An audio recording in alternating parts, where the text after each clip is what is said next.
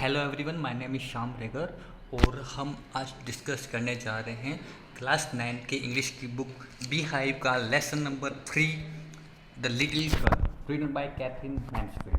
Lesson number 1 और 2 हम already discuss कर चुके हैं। लेसन नंबर 1 का नाम है the fun they had and lesson number 2 है the sound of music. I hope you already have done lesson number 1 and 2 homework. तो हम मूव करते हैं हमारे लेसन नंबर 3 की तरफ, the little girl written by Katherine Mansfield. Okay, the little girl. देखिए, before you read एक बार रीड कर ही लेते हैं। Before you read, do you feel you know your parents better now than when you were much younger? Perhaps you now understand the reason for some of their action that used to upset you earlier। क्या आपने कभी notice किया है कि आपके father का जो behaviour था जब आप छोटे थे तब कुछ अलग था, और जैसे जैसे आप बड़े होते गए उनका बिहेवियर आपके लिए चेंज होता गया? क्या आपने कभी ये फील किया है? This story about a little girl whose feeling for her father change from fear to understanding. ये एक स्टोरी है जिसमें गर्ल की फीलिंग, उसके फादर की जो अंडरस्टैंडिंग होती है वो जैसे जैसे बड़ी होती है वो चेंज होती रहती है। ओके ओके, अब रीड करते हैं हमारे लेसन के। To the little girl he was a figure to be feared and avoided. Every morning before going to work, he came into her room and gave her a casual kiss.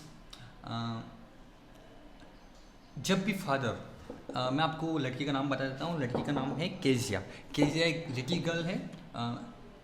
जब भी उसके father office जाते हैं तो उसको एक good bye किस देते हैं, सभी को देते होंगे। And oh there was glad sense to relieve when she heard noise of the carriage growing fainter and fainter down the long road।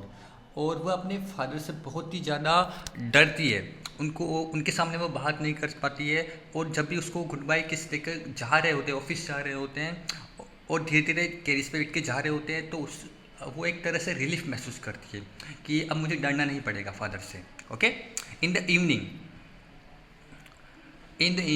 when he came home she stood near the staircase. जब वह वापस आते हैं तो वह staircase के पास खड़ी रहती है। And heard his sound voice in the hall, और वह उनकी आवाज़ सुनती है। Bring my T into my drawing room, hasn't the paper come yet mother. और वह चाय मंगाते हैं और बोलते हैं कि क्या अभी तक पेपर नहीं आया क्या? Go and see if my papers out there, और जाकर देखो कि मेरा पेपर आया है नहीं आया। And bring me my slippers, और मेरी स्लीपर्स भी लेकर आओ। Okay, Kezia's mother would call to her. Kezia की मदर केजिया को कॉल करती है। कॉल मीन्स आवाज़ देती है। If you are a good girl you can come down and take off father's boots. और कहती है कि केजिया, अगर तुम एक अच्छी लड़की हो तो यहाँ पर आओ, अपने फादर के बूट उतारो। Slowly the girl would slip down the stairs more slowly still cross the hall and push open the drawing room door. By that time he had his spectacles on, looked at her over them in a way that was terrifying to the little girl। वह उनके पास आती है, उनके जूते उतारती है, और जैसे ही वो चश्मा और जैसे ही फादर अपना स्पेक्टिकल्स उतार के उसको देखते हैं तो वह थोड़ी टेरिफाइंग दिखती है उनको, क्योंकि उसको उसके फादर से डर लगता है। Well Kezia hurry up and pull off those boots and take them outside. उसके फादर बोलते हैं, केजिया जल्दी आओ, मेरे बूट उतारो और इनको दूर ले जाओ। Have you been a good girl today? क्या आज तुमने एक अच्छी लड़की की तरह बिहेव किया है? तो केजिया रिप्लाई देती है, आई डी डोंट। आप यहाँ पर पढ़ सकते हैं, आई डी डोंट। इसका मतलब होता है ये आई डोंट नो, बट यहाँ पर डी इसलिए लिखा है क्योंकि केजिया जब भी बोलती है तो वह फादर से डरती है, तो क्या करती है, हकलाती है एक तरह से। ओके, तो वो बोलती है, नहीं फादर मैंने नहीं किया, आई डोंट नो, सॉरी। तो केजिया का रिप्लाई होता है, मैं नहीं जानती फादर। नेक्स्ट पेज की तरफ मूव करते हैं। यू डी डोंट नो, क्या तुम नहीं जानती? देखिए, फादर भी उसकी तरह ही बोल रहे हैं। If you stutter like that mother will have to take to the doctor. अगर स्टटर मतलब होता है हकलाना, यहाँ पर आप देख सकते हैं ये स्टटर लिखा है, इसका मतलब होता है हकलाना। अगर तुम हकलाओगी तो तुम्हारी मदर तुम्हें कहाँ ले लेकर जाएगी? डॉक्टर के पास। She never stuttered with other people had quite give it up, but only your father, because then she was trying to so hard to set the world properly. तो किसी के सामने भी इतना हेजिटेट नहीं होती थी, इतना स्टटर नहीं करती थी, केवल और केवल अपने फादर के सामने ही स्टटर करती थी. क्यों? क्योंकि वह अपने फादर से फियर करती थी. What's the matter? What are you looking so vexed about? Mother, तुम इतना, क्या बात हुई, इतना तुम डरी हुई क्यों हो, इतने नर्वस क्यों हो? I wish you taught this child not to appear on the brink of suicide here. Kezia carried my teacup back to the table carefully. मैं आशा करता हूँ कि ये तुम सुसाइड करने वाली नहीं हो, ऐसा उसका फादर बोलते हैं और बस एक टॉन्ट मारते हैं. He was so big, his hand, देखिए यहाँ लिखा है he was so big, his hand and his neck, specially his mouth when he yawned. Kezia अपने फादर को कैसे देखती है?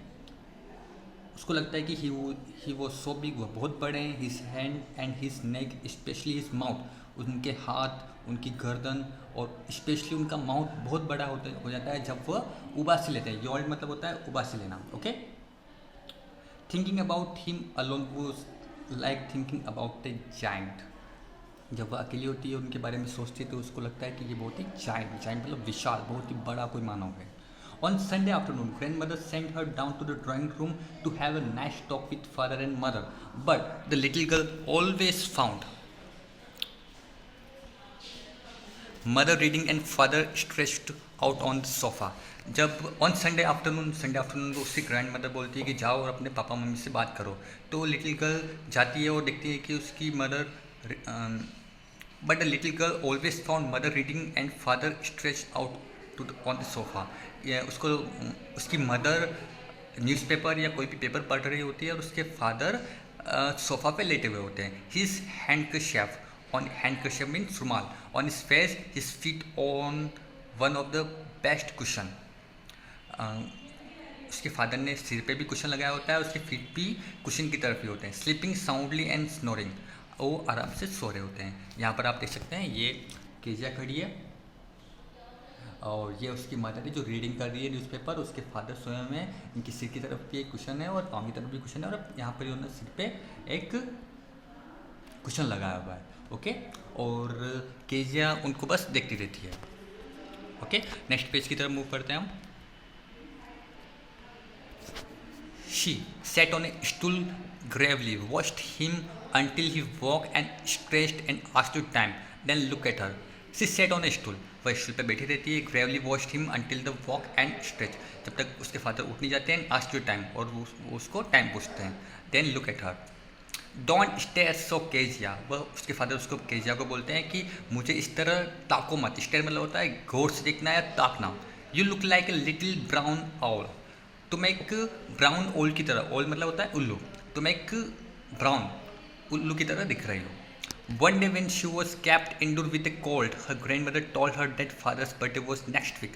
वन डे, एक दिन उसकी ग्रैंडमदर बोलती है कि अगले वीक उनके फादर का बर्थडे है. And suggested she should make him a pink cushion for a gift out of a beautiful piece of a yellow silk. उसकी ग्रैंडमदर उसको सजेशन देती है, किसको? केजिया, क्योंकि आपको एक अपने फादर को गिफ्ट देना चाहिए. गिफ्ट में क्या? एक कुशन. ओके. यहाँ तक हमने फिनिश कर चुके हैं हम. Laboriously with A double cotton the little girl stitch three side. वह एक डबल कॉटन कपड़ा लेती है और उसको थ्री साइड से स्टिच मतलब सिल देती है. But what to fill it with, but इसमें फील क्या करना है? वह जब सोचती है तो उसके माइंड में आता है डेट वॉज द क्वेश्चन. ये एक बड़ा क्वेश्चन है. The grandmother was out in the garden. उसकी ग्रैंड मदर बाहर है. And she wandered into mother's bedroom to look for scraps. उसकी ग्रैंड मदर बाहर है, वो उनको प्रॉब्लम नहीं देना चाहती है और वो उसकी मदर के रूम में जाती है.